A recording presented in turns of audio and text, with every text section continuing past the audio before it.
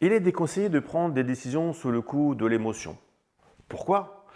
Les émotions biaisent notre jugement. En effet, quand on est submergé par une émotion intense, la colère, la peur, la tristesse, l'euphorie, peu importe, notre cerveau est en mode réaction plutôt qu'en mode réflexion. Cela nous fait faire exagérer l'effet, minimiser certains éléments ou même réagir de manière impulsive. Quand on réagit, c'est souvent pour soulager cette émotion plutôt que pour résoudre le problème. Par exemple, en colère, on peut dire des choses qu'on regrette. Quand on est triste, on peut abandonner un projet ou au contrario, quand on est heureux, on peut faire des promesses irréalistes. Dans tous les cas, la décision est prise pour apaiser ce qu'on ressent maintenant et non pas pour ce qui est bon à long terme. Prendre du recul permet une vision plus claire.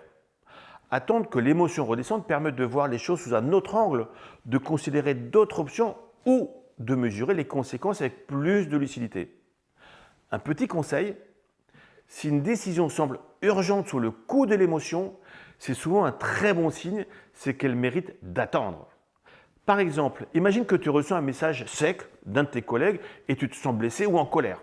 Sous le coup de l'émotion, tu es tenté de répondre immédiatement, peut-être de manière sèche ou agressive. Mais si tu attends 20 ou 30 minutes, tu relis le message et tu vas te rendre compte que ce n'était peut-être pas assez méchant ou que ton collègue avait peut-être simplement une mauvaise journée, une bonne raison de l'écrire de cette manière-là. Et donc, tu peux répondre avec calme et intelligence, ce qui va améliorer ta relation au lieu de la tendre davantage. Une fois plus calme, analyse les faits objectivement. Qu'est-ce qui est vraiment en jeu? Quelle serait une réponse mature, alignée avec tes valeurs? À très bientôt.